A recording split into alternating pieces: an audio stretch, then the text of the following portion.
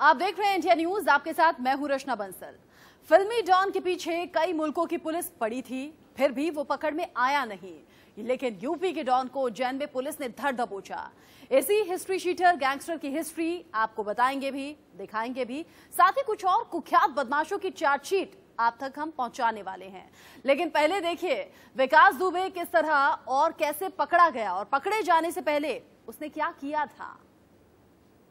विकास दुबे यानी 8 पुलिस वालों का हत्यारा, विकास दुबे यानी संतोष शुक्ला का हत्यारा। जो दर्शक अभी अभी हमारे साथ में जुड़े हों, मोस्ट वांटेड विकास दुबे की गिरफ्तारी की खबर देने वाला पहला चैनल इंडिया न्यूज, सबसे तेज खबर देने वाला पहला चैनल इंडिया न्यूज, सबसे बड़ी पड़ताल करने वाला इंडिया न्यूज। जिस बदमाश की खबर इंडिया न्यूज ने आपको सबसे पहले दिखाई, जिस गैंगस्टर के नाम के चर्चे इन दिनों आम हैं, जिसने एक रात को खून के रंग से रंग दिया, आज उसी हिस्ट्री शीटर विकास दुबे की हिस्ट्री आपको दिखाते हैं।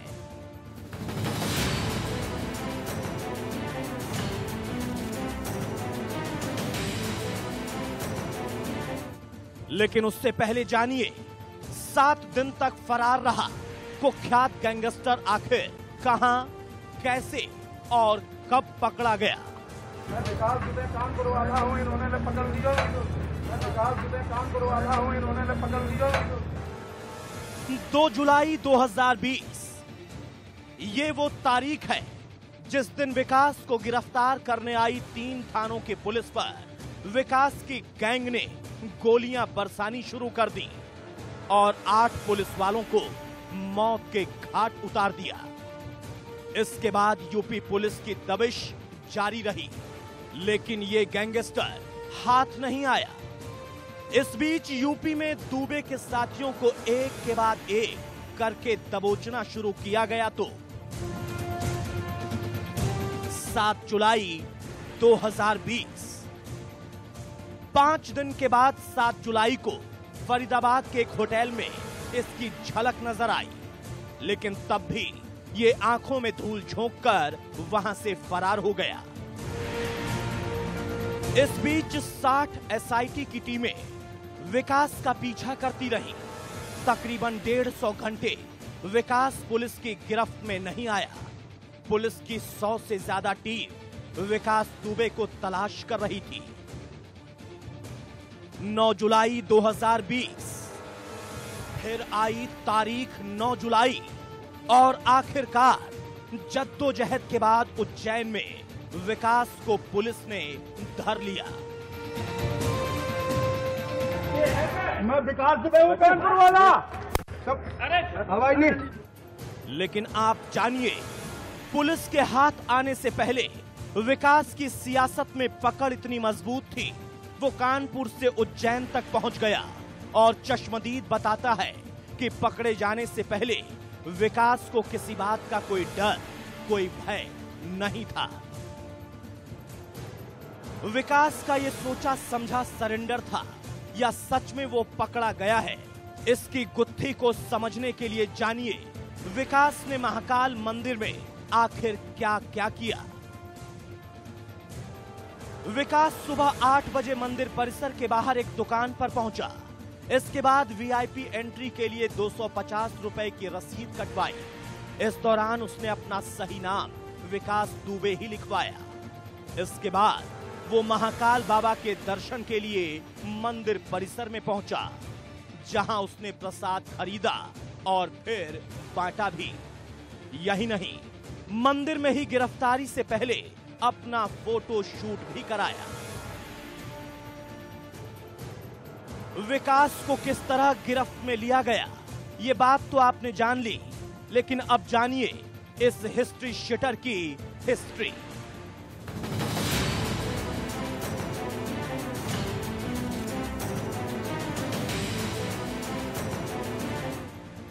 कानपुर के एक ही थाने चौबेपुर थाने में विकास दुबे के खिलाफ 60 से अधिक मुकदमे दर्ज हैं। इनमें हत्या के प्रयास जैसे गंभीर मुकदमे भी शामिल हैं। पिछले 3 दशक में विकास दुबे पर कई मुकदमे दर्ज हुए, कई बार गिरफ्तारी भी हुई, लेकिन किसी भी मामले में उसे सजा नहीं मिली। विकास दुबे पर जब हम चर्चा करते हैं तो एक चीज जानिए कि विकास दुबे आज से नहीं, जब वो स्कूल में पढ़ा करता था सिवली इंटर कॉलेज में, तब से वो आपराधिक प्रवृत्ति से शामिल है। उसने सबसे पहले अपने प्रिंसिपल का ही मर्डर किया था। प्रिंसिपल का मर्डर करने के बाद वो चर्चा में आया और उसके बाद में लगातार उसका आपराधिक इतिहास बढ़ता गया और उस दबदबे के कारण वो गांव का प्रधान भी बना और उसके बाद में उसे सियासी संरक्षण भी मिला।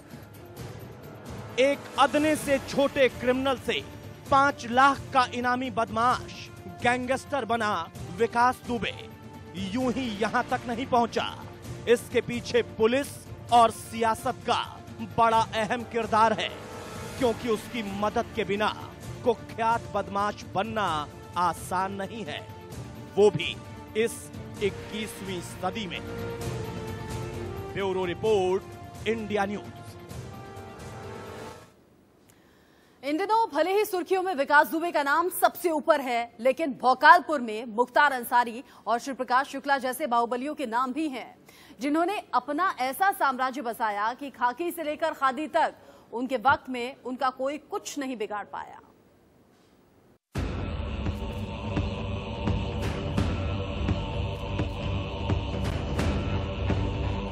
असली गैंगस्टर जो है वो मुंबई का भीखू मात्रे है।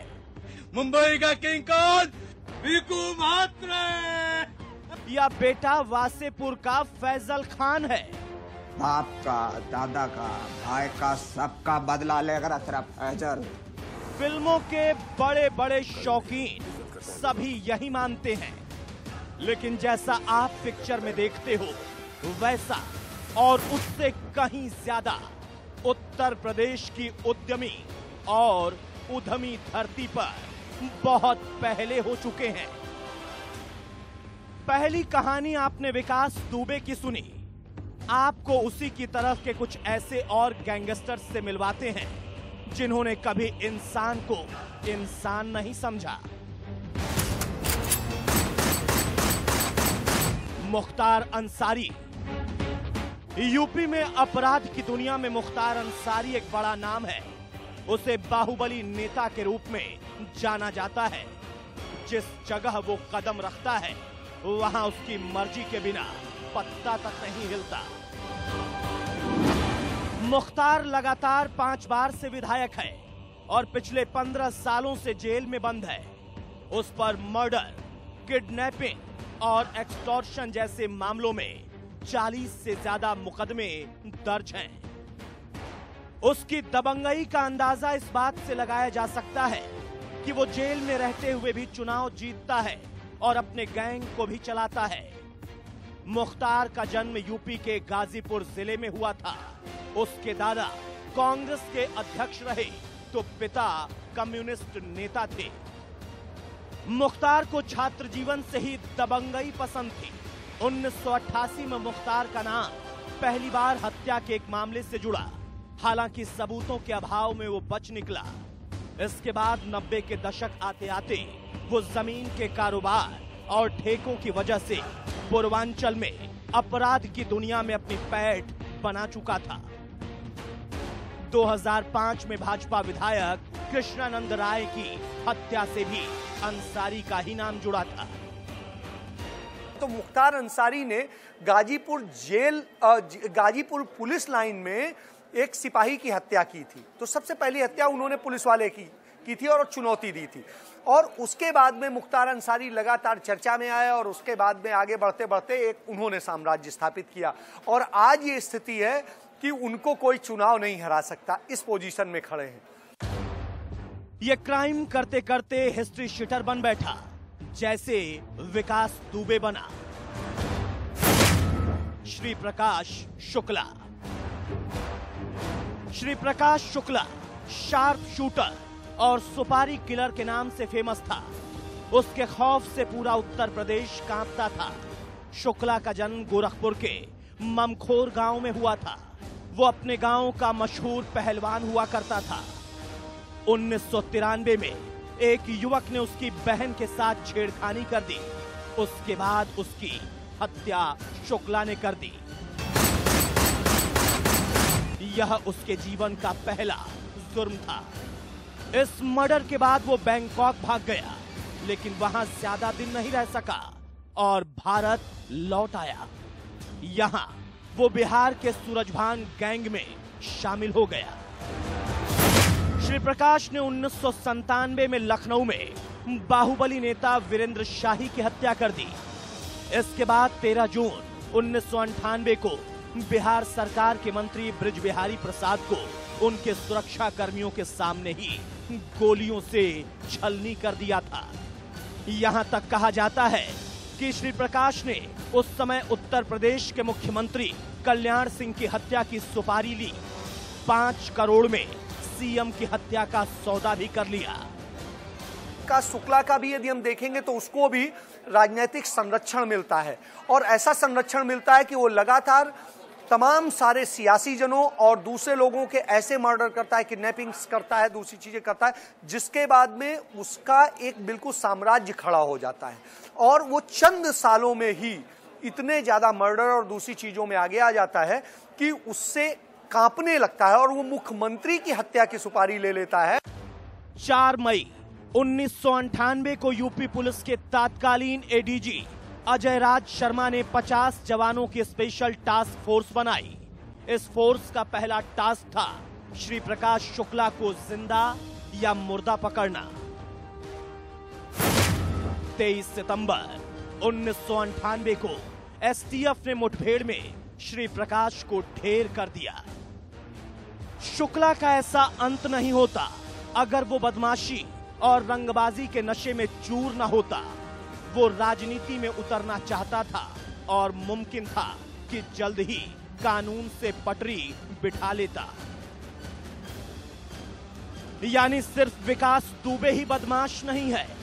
खाकी और खादी का सहारा लेकर कई और बड़े नाम इसके पहले ही इस फहरिस्त में शामिल हो चुके हैं।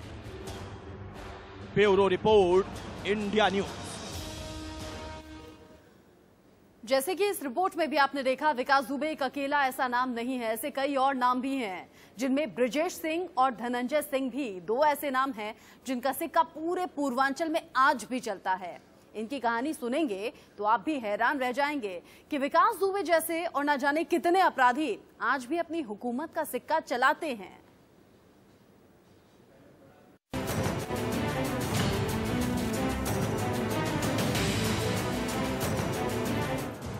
कानपुर में 8 पुलिस वालों की हत्या करने के बाद आरोपी विकास दुबे आखिरकार पकड़ा गया है। एसटीएफ समेत यूपी पुलिस की 100 टीमें विकास दुबे की तलाश कर रही थीं और आखिरकार उज्जैन में विकास को दबोच लिया गया।